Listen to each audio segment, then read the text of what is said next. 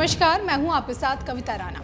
राजधानी दिल्ली से यूपी का संभल जिला 211 किलोमीटर की दूरी पर है, लेकिन वहां की मस्जिद पर मचे बवाल पर पूरी दुनिया की निगाह है। और इसी बवाल के बीच मां काली भक्त कालीचरण की न्यू ईयर की न्यू पिक्चर में कल्कि का आना, मस्जिद का टूटना और योगी का हिंदू राष्ट्र कहां फिट बैठता है, ये सब बताएंगे।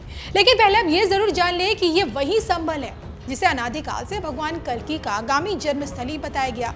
ये वही संभल है जहां मुगल शासक बाबर ने पहली बाबरी मस्जिद बनवाई, और ये वही संभल है जहां इसी साल पीएम मोदी ने अपने हाथों से कल्कि धाम का शिलान्यास भी किया। अब इन दिनों संभल दंगों की आग में जल रहा है। 16वीं शताब्दी की जामा मस्जिद का एएसआई सर्वे क्या शुरू हुआ, मस्जिद से सटे स्थानीय निवासियों के अंदर पनप रहा गुस्सा ज्वालामुखी की तरफ फट गया। लोगों का प्रदर्शन हिंसक हो गया, पत्थरबाजी शुरू हो गई, दंगे भड़क गए और इन्हीं दंगों की आग में पुलिसकर्मी जहां गंभीर रूप से घायल हुए, इस बीच इसी हिंसा में अब तक 4 लोगों के मारे जाने की खबर हम लोगों के सामने है। लेकिन संभल के मस्जिद को मंदिर बता रहा हिंदू पक्ष फुल कॉन्फिडेंट में है। बाबरनामा और अकबरनामा को दस्तावेजों के तौर पर पेश किया जा रहा है। इतिहासकार मीनाक्षी जैन के हवाले से यह दावा किया जा रहा है कि 1526 में बाबर के जनरल मीर बेग ने मंदिर तोड़कर ये मस्जिद बनाई, यानी कि मस्जिद के निर्माण में मंदिर के अवशेषों का इस्तेमाल हुआ है और जिसे साफ तौर पर देखा भी जाता है। कुछ साल पहले तो मस्जिद में घंटी भी बंधी हुई थी, जो हिंदू मंदिरों में अक्सर देखी जाती है। हालांकि देखिए, इन तमाम दावों को मुस्लिम पक्षकार सिरे से नकार रहे हैं। याचिकाकर्ताओं पर सांप्रदायिक सौहार्द बिगाड़ने का आरोप भी लगा रहे हैं और बार बार 1991 वाला वर्शिप एक्ट भी याद दिला रहे हैं। इन सब के बीच धर्म ज्ञान पर खुद को मां काली पुत्र बताने वाले कालीचरण महाराज ने संभल मस्जिद विवाद की रियल पिक्चर भी दिखा दी। संभल विवाद से शुरू हुई एबीसी किस प्रकार से योगी के हिंदू राष्ट्र पर जाकर खत्म होती है, इस पर बकायदा बोलते हुए कालीचरण महाराज ने सोने की चिड़िया भी याद दिलाई, काफिरों का असल मतलब भी समझाया, शरीयत वाली साजिश को बेनकाब भी किया और योगी के आने पर हिंदू राष्ट्र का उगता सूरज आखिरकार कब दिखेगा, ये सब कुछ बताया। सुनिए। कल्कि की धरती पर मस्जिद की बुनियाद। निरंतर मदरसों से कौमी मजहबी तालीम दी जाती हैं और हिंदुओं के 5 लाख मंदिर फोड़ के वहां पर पुरानी मस्जिदें बनाई गई है। और जैसे ही चोर के घर में इंक्वायरी कमीशन बैठता है, छापा पड़ता है डकैतों के यहाँ पे, चोरों के यहाँ पे, तो वो बौखला जाते हैं। इसी प्रकार से किसी भी प्रकार की न्यायिक कार्रवाई के विरोध में मुसलमान उतर आता है, क्योंकि उनको खुद को ही पता है कि यहाँ पे मंदिर था। और जैसे ही इंक्वायरी हो जाएगी, न्यायिक जांच हो जाएगी, तो सारा पीतल बाहर आ जाएगा, रियलिटी बाहर आ जाएगी, तो निसंशय वो विरोध करेंगे, क्योंकि पता है उनको कि यहाँ पे मंदिर ही था। और जैसे ही जांच होगी, सारी सत्य परिस्थिति बाहर आ जाएगी और इनकी जो करतूतें हैं, जो इन्होंने पिछले 800 साल में की हुई है, सारी दुनिया के सामने आ जाएगी। इसलिए डरते हैं। अगर सत्यवादी होते थे, अगर ये सच होते थे, तो इंक्वायरी करवाने में क्या हरकत है भाई? न्यायिक जांच करवाने में क्या हरकत है भाई? करने में हरकत ही इसलिए है क्योंकि चोर अपने घर में कभी भी जांच नहीं करने देता, क्योंकि सारी चोरी के सामान बरामद हो जाएंगे और ठुकाए जाएंगे राजा के द्वारा, इसलिए ये विघ्न डाले जाते हैं। हिंदू राष्ट्र में सोने की चिड़िया कब? एक ही रास्ता है राजनीति का हिंदूकरण। 4945 राजाओं का राज्य भारतवर्ष पर है। 4150 विधायक, 545 लोकसभा सांसद, 250 राज्यसभा सांसद, कुल मिला के 4945 लोगों का राज्य भारतवर्ष पर है।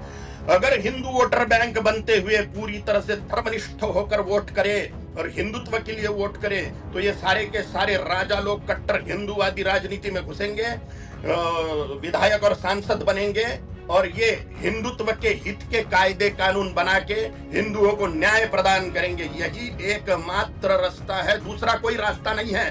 धर्मगुरु बाहर से कितने भी आंदोलन कर लेवे, उसका कोई परिणाम होने वाला नहीं है। मात्र राजा हिंदुत्व का रक्षण कर सकता है। ये राजनीति के 4945 लोग हिंदुत्व का रक्षण कर सकते हैं। और हिंदुओं के लिए एकमात्र रास्ता है वोटर बैंक बने। तो हिंदू हित के कायदे कानून बनाने वाले राजा राजनीति में प्रवेश करेंगे और निस्संशय हिंदूवादी वोटर बैंक बनते बराबर हिंदू हित के कायदे कानून बनेंगे और भारत हिंदू राष्ट्र बनेगा, सोने की चिड़िया बनेगा, जगत गुरु बनेगा, चक्रवर्ती सम्राट बनेगा। काफिरों से गजवाए हिंद का नाता। जो असली मुसलमान है, असली, वो कुरान को फॉलो करेगा और कुरान में लिखा हुआ है काफिरों का मर्डर करो। काफिर कौन?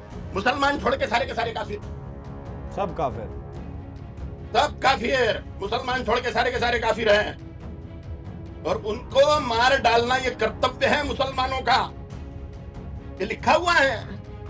गजवा हिंद पर भी बहुत काम कर रहे हैं। कट्टर पंथ का उपाय कट्टर होना ही है, दूसरा कोई उपाय नहीं है। राक्षसों को समझाया जाना असंभवनीय है।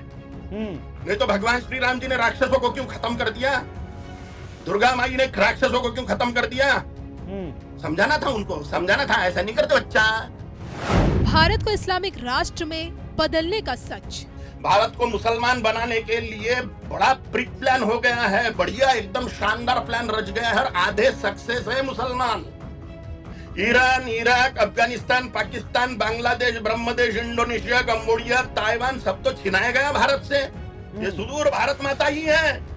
भारत से छीन के यहाँ से हिंदू खत्म कर दिए गए, बांट डाला सब हिंदुओं को। अब कश्मीर, केरल और पश्चिम बंगाल जाने की कगार पे, जगह जगह पाकिस्तान बन चुके हैं मुसलमान एरिया के रूप में। सारे के सारे मुसलमान एरिया पाकिस्तान है। भारत पाकिस्तान मैच जब भारत हारता है तो इन मुसलमान एरिया में फटाके फोड़े जाते हैं। पाकिस्तान की जीत में जब भारत हारता है पाकिस्तान से मैच, तब इनकी निष्ठा, इन मुसलमानों की निष्ठा पाकिस्तान के प्रति है। ये देशद्रोही लोग हैं, ये मुसलमान लोग जिन्होंने देश को तोड़ा, वो देशद्रोही। भारत के हमारे सामने 47 में 2 टुकड़े किए गए, अब भी की बात है। पाकिस्तान और बांग्लादेश, ये 2 टुकड़े किए। भारत माता के जिसने टुकड़े किए वो देशद्रोही है। देश के जो टुकड़े करता है वो देशद्रोही, और ये टुकड़े मुसलमानों ने किए हुए हैं, इसलिए ये लोग देशद्रोही है।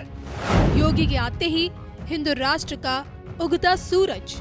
योगी जी के हाथ में उत्तर प्रदेश सुरक्षित है, लेकिन 4945 राजा हैं, उनमें से ही 30 लोग मुख्यमंत्री बनते हैं, एक व्यक्ति प्रधानमंत्री बनता है। ये सब के सब हिंदूवादी होने चाहिए और इनको समझाने से ये हिंदूवादी होने वाले नहीं हैं।